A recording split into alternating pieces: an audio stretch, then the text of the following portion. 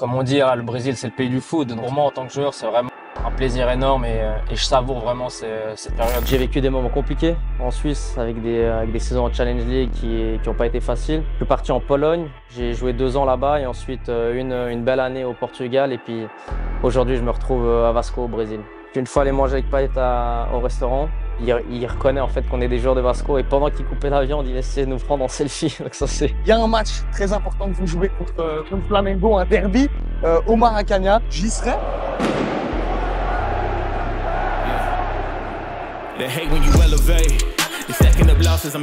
Salut à tous la famille, c'est votre Galoza. On se retrouve aujourd'hui pour le 3e épisode de Proxy Inside. Et là, vous vous demandez pourquoi je suis à la plage, pourquoi je suis à torse nu, pourquoi je suis à Rio de Janeiro sur la plage de Copacabana. Si vous suivez le football et les jeunes voix à l'étranger, vous vous doutez pourquoi je suis là.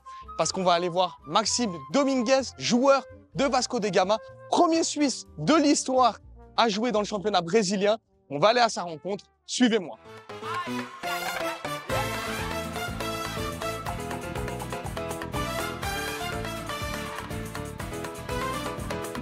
Yes, Maxime. Salut Claude, ça va bien? Ça va bien? Ça va.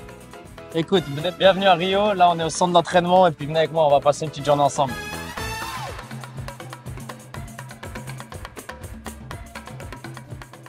Ok Maxime, merci beaucoup de m'accueillir ici au Brésil. Moi, je voulais te parler, là on était au centre d'entraînement, et venu te chercher après ta matinée. Qu'est-ce que ça fait de jouer au Brésil? C'est une expérience incroyable. C'est un foot différent de l'Europe, mais c'est un foot qui me plaît vraiment. C'est un foot avec beaucoup de qualité technique, c'est quelque chose que j'apprécie. C'est un foot avec des supporters incroyables, des stades pleins. C'est vraiment une expérience de vie et une expérience de foot juste incroyable. Donc j'adore ça. Comment toi tu vis ça avec les fans, d'être dans un club aussi populaire que Vasco da Gama, avec des fans dans tout le Brésil? Franchement, c'est juste incroyable. C'est quelque chose que j'avais pas connu auparavant, d'avoir un club avec autant de fans.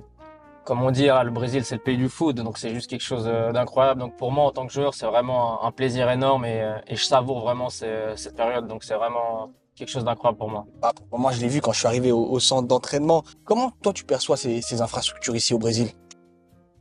Franchement, c'est aussi quelque chose que je découvre. Voilà, on a tout au centre d'entraînement. On a 10 physios, on a 8 masseurs. Et vraiment, pour les joueurs, on peut pas rêver mieux.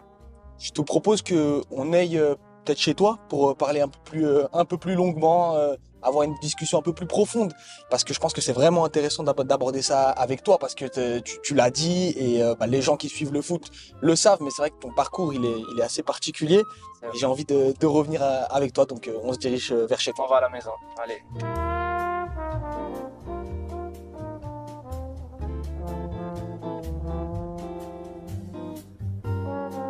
Donc Maxime, moi je voulais revenir un petit peu sur ce choix de venir au Brésil. Comment tu t'es retrouvé ici à Vasco da Gama? Ça a commencé déjà, j'ai commencé le foot à Servette. Ensuite, j'ai fait un peu le tour de la Suisse. J'ai joué à Zurich, j'ai joué à Lausanne. Ensuite, j'ai joué à Neuchâtel. J'ai vécu des moments compliqués en Suisse avec des saisons en Challenge League qui n'ont pas été faciles, avec peu de temps de jeu en Super League, ce qui était mon but. Ensuite, je suis parti à l'étranger.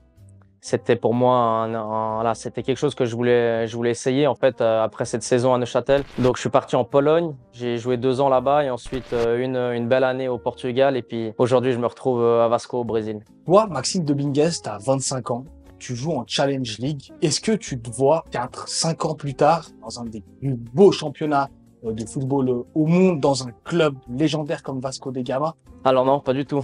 Honnêtement, pas du tout. C'était après cette saison à Neuchâtel, on se sauve la dernière journée contre Casso. Franchement, c'était un moment très compliqué pour moi. Je voulais plus jamais jouer en Challenge League. J'en avais parlé à ma famille. Vraiment, c'était un moment compliqué pour moi. Avec le recul, de me retrouver ici aujourd'hui, c'est clairement un beau parcours parce que c'était pas du tout le parcours qui m'attendait. Si on me posait la question il y a 5-6 ans de me retrouver dans un championnat comme ça, c'est sûr que je m'attendais pas à ça il y a 5-6 ans. Moi, j'ai jamais douté de mes qualités, mais c'est sûr qu'en Suisse, on a toujours parlé de mes défauts. Quand j'ai commencé à Servette, on a toujours parlé de Maxime Dominguez comme un joueur talentueux qui allait faire une belle carrière. Et au final, les années passaient et puis je faisais un peu du surplace. Donc ça n'a pas toujours été facile, mais une immense fierté de pouvoir me retrouver dans un club comme Vasco aujourd'hui. Si on retrace ma carrière, c'était pas un parcours qui m'attendait vraiment, entre guillemets. Si on demande à Maxime Dominguez, il y a 10 ans, dans 10 ans, tu vas jouer avec Philippe Coutinho et avec Dimitri Payet. Est-ce que tu vas y croire? Je te dirais non. Je te dirais non, que j'y crois pas. Pas, là, comme je l'ai déjà dit aussi, pas pour mes qualités ou quoi, parce que moi j'ai toujours eu confiance en moi. Je pense que c'est la base d'un footballeur, de croire en soi. Mais c'est sûr que de me retrouver avec des joueurs de classe mondiale comme Philippe Coutinho, un joueur que j'ai regardé à la télé pendant tant d'années à Liverpool, au Barcelone, à l'Inter. Et puis Payet aussi, un joueur historique de l'Olympique de Marseille, un club incroyable. De pouvoir jouer avec ces joueurs aujourd'hui, c'est une immense fierté. Et puis c'est quelque chose qui me tire vers le haut. Par rapport à ton parcours, tu as parlé de ces années en Challenge League, mais après, c'est quand même allé étape par étape. On va dire, il y a eu ce passage en Pologne, en première, puis en deuxième division. Ensuite, le Portugal. Toi, tu as beaucoup parlé du mérite, le fait que tu as beaucoup travaillé pour ça. Pour toi, ce résultat-là d'être ici maintenant au Brésil, c'est vraiment le résultat du travail? Oui, je pense que c'est le résultat du travail. C'est aussi le résultat de toujours avoir cru en moi. Et je pense que voilà, ces années à l'étranger, en commençant par la Pologne, ça m'a vraiment fait du bien de sortir de cette zone de confort de la Suisse. Voilà, on a fait une montée avec mon club en Pologne jusqu'en première division. Ensuite, j'ai fait une bonne saison là-bas. Ensuite, une bonne saison au Portugal. Ça m'a fait voir d'autres footballs pour me mettre en avant. Et puis, j'ai le sentiment que depuis que je joue à l'étranger, il y a plus d'intérêt des gens, des supporters, de la presse. Donc, je sens vraiment que ces années m'ont fait devenir un joueur plus grand et puis c'est vraiment venu étape par étape, comme tu dis. Chaque année, c'est allé de plus en plus fort et c'est pour ça aussi que je me retrouve ici.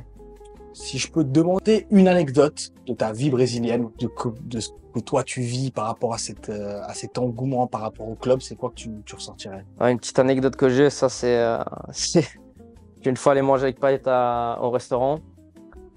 Ce fameux restaurant de churrasco où ils viennent te couper la viande et puis en fait il y a un serveur qui vient nous couper la viande et puis il reconnaît en fait qu'on est des joueurs de Vasco et pendant qu'il coupait la viande il essayait de nous prendre en selfie. Donc ça c'est une expérience marrante que j'avais jamais vécue auparavant. Mais ça c'est pas des trucs que toi Maxime Dominguez t'avais vécu par exemple en Pologne ou même en Suisse? Non, alors à l'étranger, j'ai déjà plus senti un petit peu le fait que tu es joueur de foot et puis que les gens s'intéressent un peu plus. Mais au Brésil, ce que je vis, c'est du jamais vu. Vraiment, les gens ici te reconnaissent, ils veulent des photos, ils aiment leur club, ils aiment les joueurs. Ça, c'est vraiment quelque chose que je découvre ici. Ouais. Moi, ce que je te propose, c'est que on aille dans un lieu que tu aimes particulièrement. Donc, ta carte blanche. Donc, je vais te suivre. On y va et puis on continuera la discussion là. Allez, je vous emmène à la plage alors.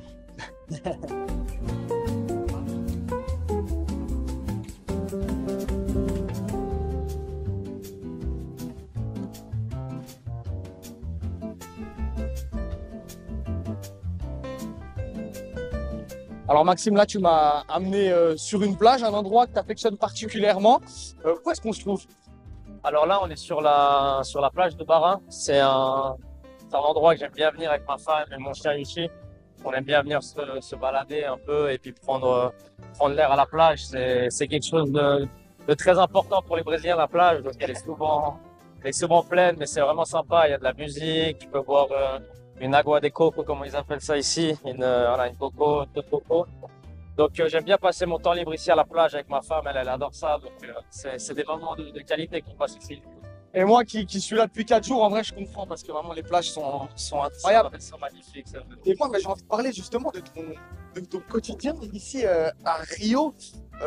Tu es là depuis 6 mois à peu près.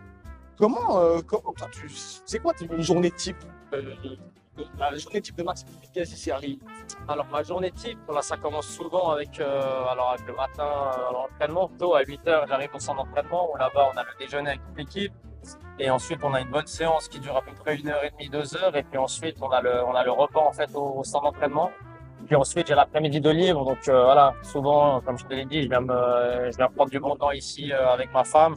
Et puis sinon, je reste à la maison à me reposer parce que là aussi, il faut aussi faire beaucoup de repos parce que c'est des conditions aussi qui changent ici. Il fait très chaud. Donc voilà, pour un joueur comme moi qui connaissait plutôt le froid, c'est quelque chose de différent. Et on en a parlé avant, mais de l'ambiance des supporters. Comment c'est le quotidien d'un joueur de foot ici par rapport aux supporters, par rapport à l'engouement? Alors c'est quelque chose de différent. Ici, j'ai aussi découvert que le foot ici, il y a beaucoup de pression. C'est des supporters qui sont vraiment amoureux de leur club et ils veulent le meilleur. Donc c'est sûr que quand tu as des mauvais résultats, c'est une pression supplémentaire, mais c'est aussi un peuple qui donne beaucoup d'amour. Donc c'est aussi quand on a des bons résultats ou quand on se donne sur le terrain et même si on perd, on ressent quand même l'amour des supporters. Donc c'est quelque chose de différent, mais je pense que c'est quelque chose de positif et c'est aussi pour ça que Et en tant que joueur de foot, toi, est-ce que ton quotidien il est perturbé par cette popularité, par cet engouement autour du club? Alors c'est vrai que j'ai plus autant de liberté comme j'avais auparavant en Europe. Mais je pense que c'est des choses aussi qui font plaisir. C'est des supporters qui te croisent dans la rue et qui veulent des photos, qui veulent des autographes. C'est quelque chose c'est quelque chose que je découvre ici, mais c'est aussi une liberté que j'ai moins que j'avais en Europe. Donc il y a des côtés positifs et il y a des côtés un peu plus négatifs. Et vivre ici, alors je parle pas forcément par rapport à ta carrière de footballeur, mais est-ce que tu projettes, par exemple, vivre à Rio des années, fonder une famille pendant un moment? Est-ce que c'est un cadre de vie qui en tant que footballeur, est propice à ça? Oui, je pense que c'est un cadre de vie juste incroyable. Après, comme je l'ai déjà dit tout à l'heure, c'est vivre à Rio et puis venir en vacances, c'est quelque chose de totalement différent. Mais c'est vrai que c'est une vie incroyable. Après, je ne me vois pas dans le futur m'installer ici avec ma famille. Mais c'est quelque chose qui me plaît. Et puis là, je suis juste en train de profiter de ce que je vis. Et puis, je pense pas trop à un futur lointain, mais je suis vraiment en train de profiter de ce que je vis au quotidien ici. Ok, Maxime, moi je te remercie beaucoup de cet accueil. Il y a un match très important que vous jouez contre Flamengo, un derby au Maracanã. J'y serai. C'est pas sûr qu'on se voit, mais du coup, je voulais vraiment te remercier de m'avoir accueilli ici au Brésil dans un cadre exceptionnel. C'est vraiment de super conditions. Et je te souhaite une bonne suite. Merci, ça fait plaisir. J'espère que tu vas apprécier le derby. Et à bientôt. À bientôt, merci.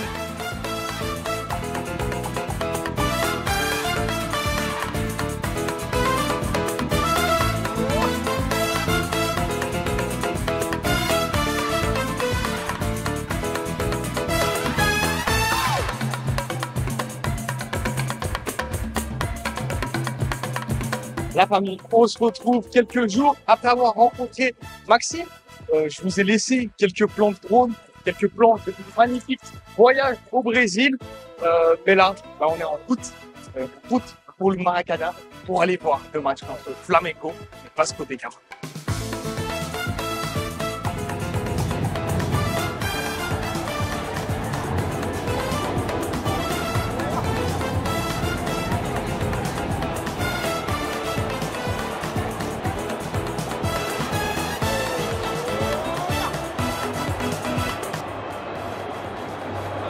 Les gars, on y est en direct du Maracanã, le stade le plus mythique du football, l'un des plus grands fut un temps, le plus grand fut un temps, l'un des plus grands toujours actuellement.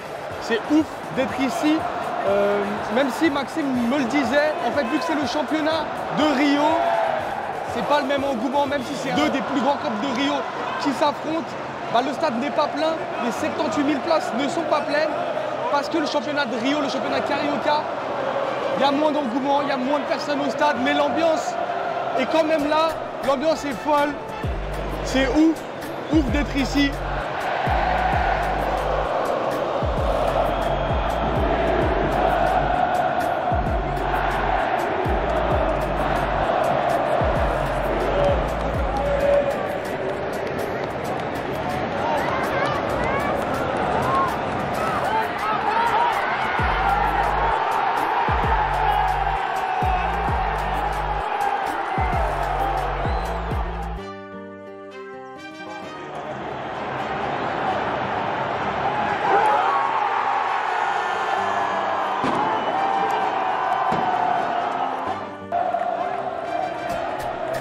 Je ne sais même pas si vous m'entendez tellement l'ambiance est dingue.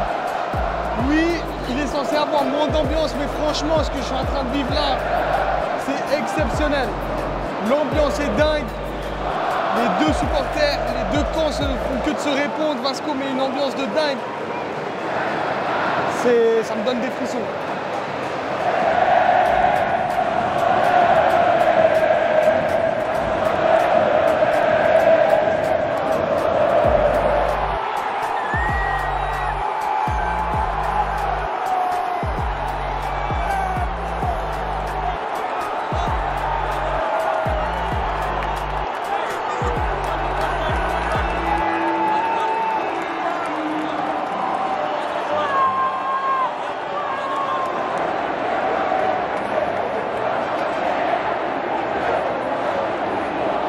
famille, fin du match ici au Maracana.